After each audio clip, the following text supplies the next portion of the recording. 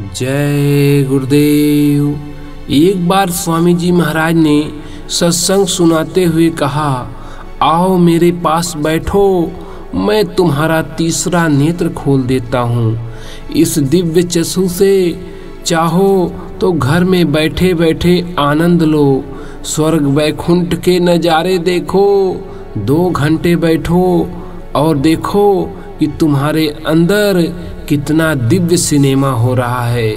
तुम्हारा चरित्र उठेगा, एक अंत का साथी मिलेगा जो अंत तक तुम्हारा साथ देगा।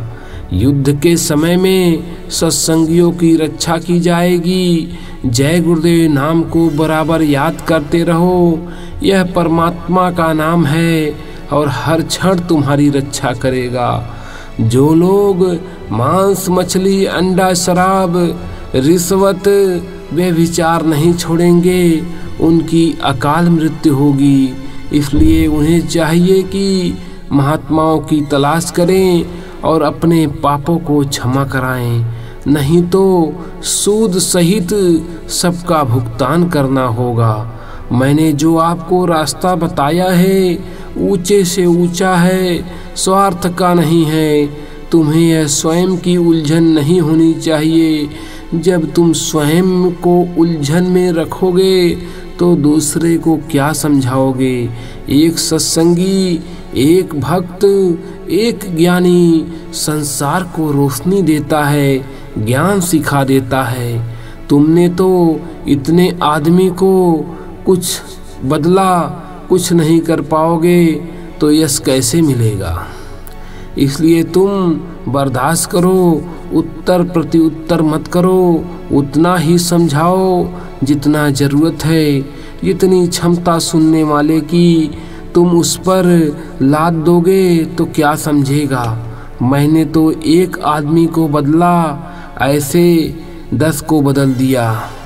लोग बदल गए। अगर इनको मानवता की शिक्षा न मिलती तो आज कुछ का कुछ हो जाता।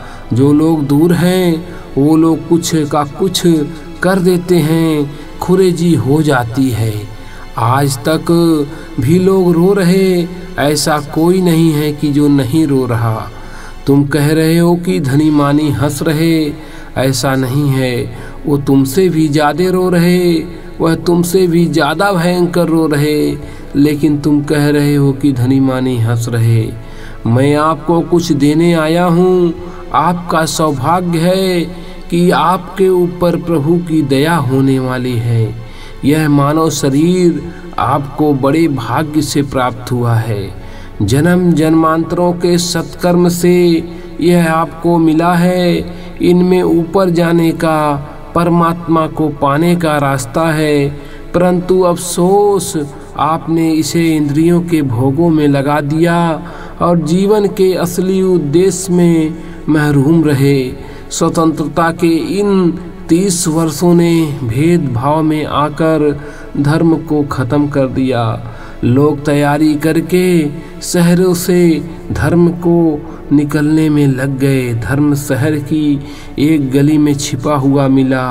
लोगों ने मारा, उसकी एक टांग टूट गई और कहा, जल्दी निकलो यहाँ से। धर्म ने कहा, मैंने तो जा रहा हूँ, लेकिन एक दिन आप मेरी याद करेंगे। धर्म शहर के नाके पर आकर चेतावनी देता हुआ गांवों में चला गया। गांवों में पहुंचकर धर्म सो गया। मैं गांवों में प्रचार करता हूँ, गांव के लोगों में धर्म को जगाना चाहता हूँ। केवल नाम पा लेने से कोई सत्संगी नहीं बन जाता। सत्संगी को अपने जीवन में संत मत के सांचे में ढालना चाहिए। उसका हर एक विचार, वचन और कर्म संत मत के वसूलों के अनुसार होना चाहिए। कथनी से करनी ज़्यादा ज़रूरी है, विचारों की शक्ति तो और अधिक है। सत्संगी को रोज का जीवन, रहन सहन बहुत साफ और ऊंचे दर्जे का होना चाहिए। उसकी रहनी से ही चाहिए जाहिर होना चाहिए कि वह पूरे सतगुरु का शिष्य है। गुरु हर क्षण तुम्हें देखता है, मुसीबत में तुम्हारी रक्षा करता है, फिर भी तुम क्यों नहीं विश्वास करते हो? मुझे बराबर याद करते रहना।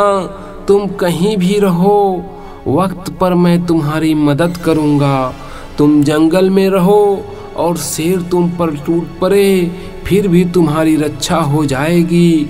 तुम मेरे नाम की मस्ती में जा रहे होते और तुम्हारे पैर के नीचे कांटा आता है तो मैं वहाँ अपना हाथ लगा देता हूँ।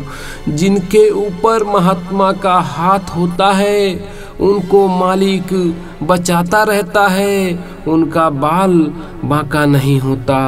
वह तो मालिक के प्यारे हैं, उनका क्या होने वाला है? जो मालिक की याद में लगे रहते हैं उनका न कभी कुछ हुआ न कभी होगा।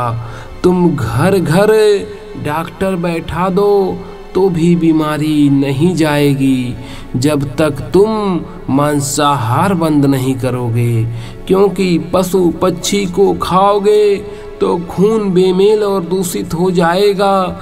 इसलिए बाबा जी की विनती प्रार्थना है कि सभी लोग शाकाहारी बन जाओ।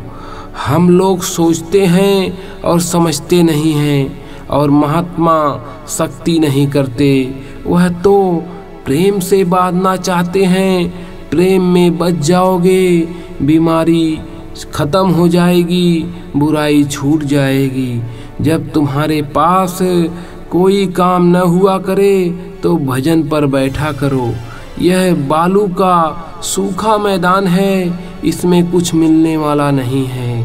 सेवा का अदला बदला है, ये लेना देना है, ये तो कर्जा है, इनको तो देना ही होगा। यह लेन देन तो पूरा करना ही होगा। मारने पीटने से क्या होता है वह भी आप जानते हो, प्रेम से क्या होता है वह भी आप समझते हो। आप सभी लोग बड़े विचार के साथ और संतोष और धीरज से अपनी अपनी बुद्धि का उपयोग सब लोग करेंगे। परमात्मा ने मनुष्य रूपी मंदिर में आपको बुद्धि दी, यथाशक्ति उस बुद्धि का सबको लाभ लेना चाहिए। यह संसार, यह दुनिया नाशवान है, थोड़े दिन की है और थोड़े दिन में देखते देखते खत्म हो जाएगी। हम दूसरों को देखते हैं, दूसरे हमको देखते हैं, वह हमारे सामने चले जाते हैं और हम उनके सामने। ये ऐसा नज़ारा काल के मृतलोक देश में अमिट है। इस पर कभी भी पायदार और को अस्थाई मत समझो। जो जलवा अंतर की चढ़ाई में देखने को गुरु की दया से मिले उसको छुपा कर रखो, वह बहुत ही अनमोल धन है। अगर खुशी तुमसे बर्दाश्त नहीं होती है तो जब गुरु से मिले तो उनसे कहो, किसी दूसरे से कभी नहीं कहना चाहिए।